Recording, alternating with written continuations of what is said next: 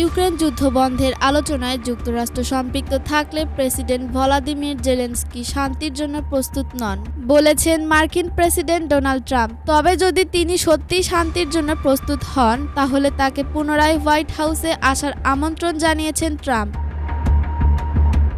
শুক্রবার ২৮ ফেব্রুয়ারি স্থানীয় সময় হোয়াইট হাউসের ওভাল অফিসে ট্রাম্প ও জেলেনস্কির মধ্যে এক বৈঠকে উত্তপ্ত বাক্য বিনিময় হয়। বিবিসির প্রতিবেদনে বলা হয়েছে, বৈঠকে ট্রাম্প জেলেনস্কিকে অকৃতজ্ঞ আখ্যা দিয়ে দাবি করেন তিনি তৃতীয় বিশ্বযুদ্ধের দিকে এগিয়ে যাচ্ছেন।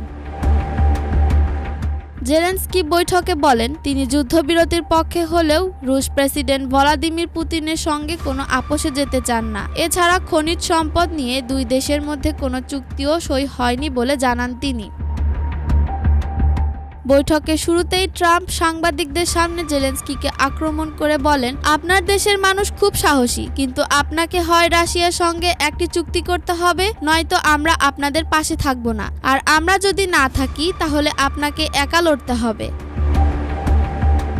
বৈঠকে জেলেনস্কি পুতিনকে খুনি আখ্যা দিয়ে বলেন, একজন খুনিকে কোনোভাবেই ছাড় দেওয়া উচিত নয়। সেই সঙ্গে ট্রাম্পের রাশিয়া বিষয়ক নমনীয় অবস্থানকেও কড়া সমালোচনা করেন তিনি। এ বৈঠক বিশ্ব রাজনীতিতে এক নতুন মোড় আনতে পারে বলে মনে করছেন বিশ্লেষকরা। আরশিয়া আলম, আরসিটিভি।